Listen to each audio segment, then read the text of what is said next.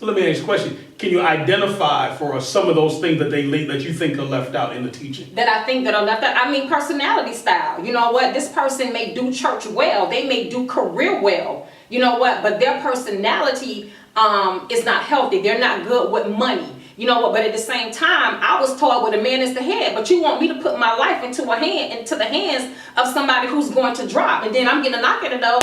Yes. Do y'all such still live here? Because this house is in foreclosure, huh? Wait a minute. You know. So when foreclosed, what? Y'all need foreclosed. What is you talking about, sir? You know. And so you having this experience, and so you think you're doing everything they told you to do, and not realizing that this individual is not good with other things that are necessary to sustain or to be in healthy marriage. You understand what I'm saying? Or, you know what, they like to shop at the dollar store and buy meat, and I ain't got nothing if you have to buy meat from the dollar store, but there's just certain foods I can't eat and that kind of thing like that. So that was not healthy for me.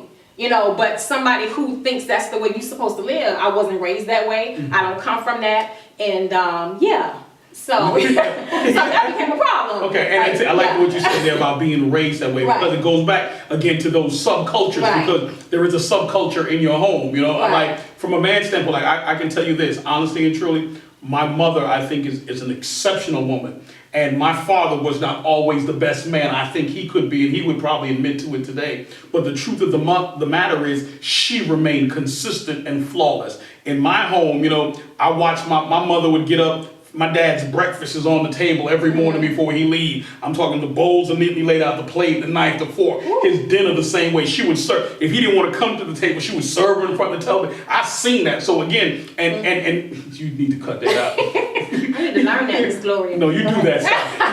But the truth of the matter is that, so in my life or in my mind, that could have been normal. Right. Now you get to somebody who, you know, like, listen, baby, the food on the stove, you don't help yourself, and all of a sudden you have an issue now. You want me to get the fork too? Yeah, you're wrong. But again, if that's what you're expecting, and that's what your normal is, not knowing what the other person normal is. Oh, I see this a lot. I see you get one person in a relationship that's really a neat freak, real meticulous, OCD. And you get OCD, and you get somebody else that, you know what, they don't ever clean. And now but again, there's nothing either wrong with either person. It's just the way they, you know, that's how they were raised or what they're accustomed to doing. I think there's something wrong with somebody who cleans. And let me put a caveat there. And if you don't bathe on the weekend, that's something you would want to tell the potential person that you want to marry that's something you don't do. Your hygiene got me wrong, right? I got married to her because she has great hygiene. Okay? Stop. You don't bathe on the weekend. Flashback. So like Saturday and Sunday. Bring it back in. Bring it back in. Okay. So again, subcultures and definitely, excuse us. Okay, go ahead. That was amazing. But anyways, so again, getting back to the whole concept of why people want to be in relationship. What about for status reasons? Whether it's an economic or prestige status, or just because they think marriage itself is a status versus being single. That's true, and actually, you're kind of in my background, my sociology. Come on, bring on your sociology. Psychology. Come on. That is. I mean, literally, when you do the history of marriage, one of the two prime reasons women would get married. One is so that because it was frowned upon if you were single, especially as you got older, and they got married based on status to basically to marry up, if you would. And so that has been a norm in society for years. That is nothing new to the human culture, and women definitely do it. And I think we all may do it to a degree. And the status may not be economic, it may not be career-wise, but we do it if we really sit back and we really think about it. For most of us, there are exceptions.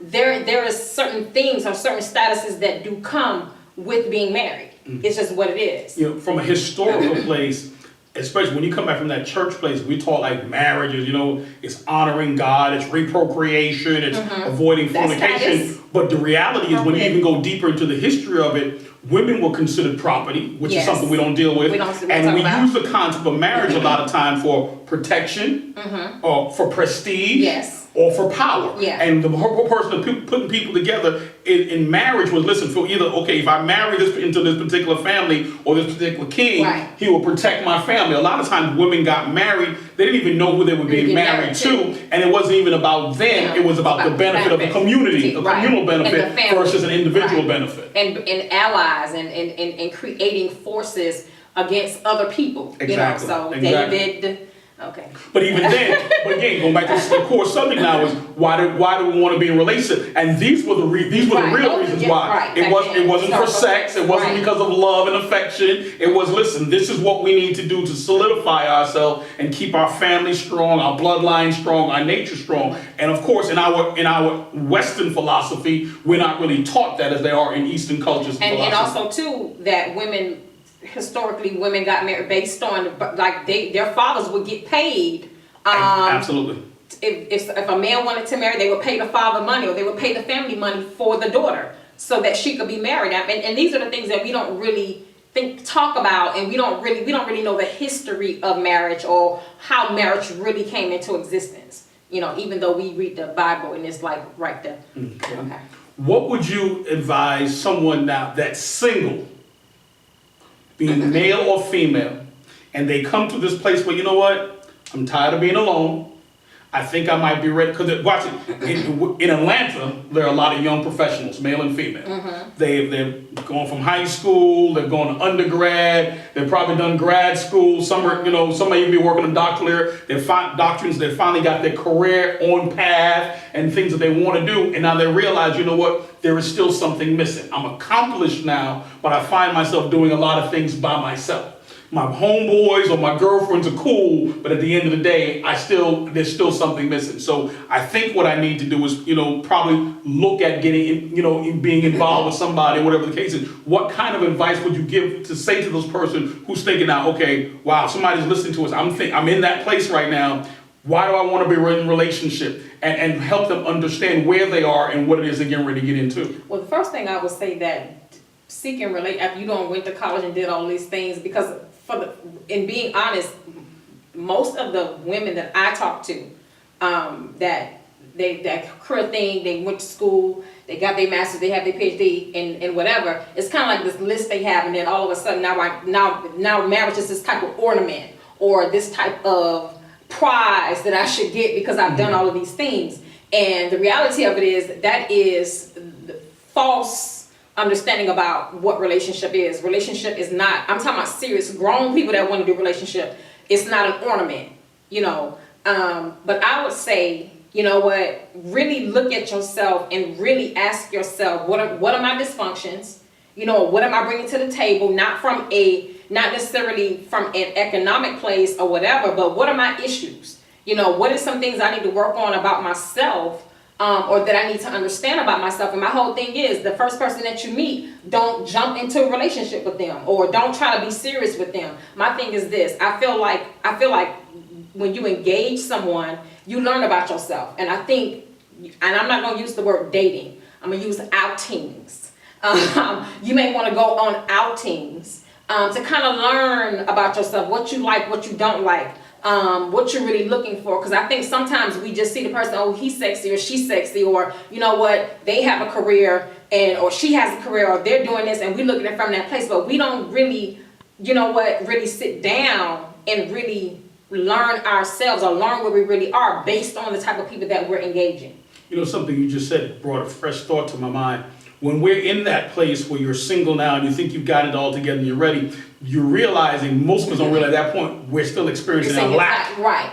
There is a lack. There's still something missing. So my why is I'm trying to fill a void or fill up. And if you're not honest with yourself that you're trying to fill a void, what this void is, and you might be looking at a person, him or her, to fill something that they're not even qualified to fill as a person, because what's really empty or what's really missing may not be a person. It may just be something in you that you need more. Right. And then too, because I know for me, kind of going way back, but you know what, I think one of the things that I realized and I'm speaking from that church place at this particular time of my life, what I realized that most of the women that were around me, the single women, they couldn't really teach me about relationship. They couldn't tell me how to talk to a man. They couldn't tell me how to whatever. So basically what I started doing, I just started holding conversations with male counterparts just to develop myself.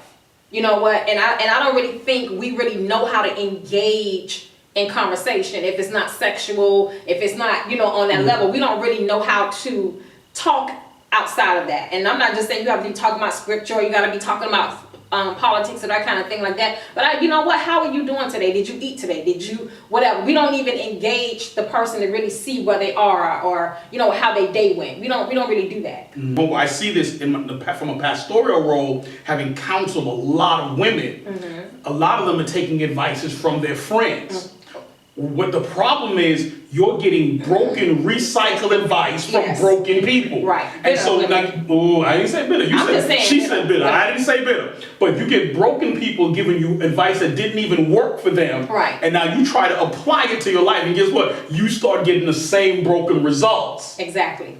Because until that person, we've all been through pain, until that person really is healed and back to a place of balanced thought where they can critical think their way through instead of letting their emotions lead them through, everything they're going to give you is just a recycled version of the pain they experienced. Right. Did I just say that? Yeah. That's hot. Because I know for me, and being honest, and for the most part, I would probably say 96% of us building, I didn't outside influence. No.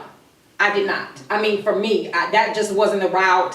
I don't care if they was prophetess. I don't care who they were. I was not talking to nobody. Me, you, and God.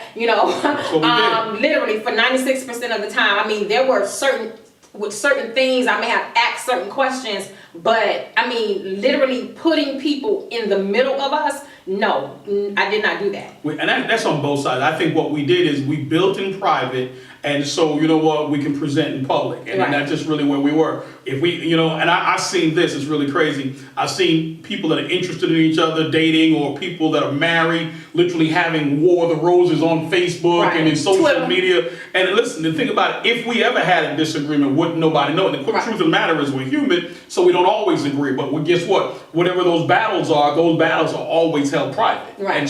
And we didn't allow the world into our world. I mean, we kept everything in hand. We enjoyed the good times. We cried through pain. We went through, and I think that has helped us to be healthy. So now we have a good understanding of where we are, and we don't need another person to know. I don't care what she did in her past. Guess what? No one's opinion of her past has anything to do with me, because I know what we've built presently. Right.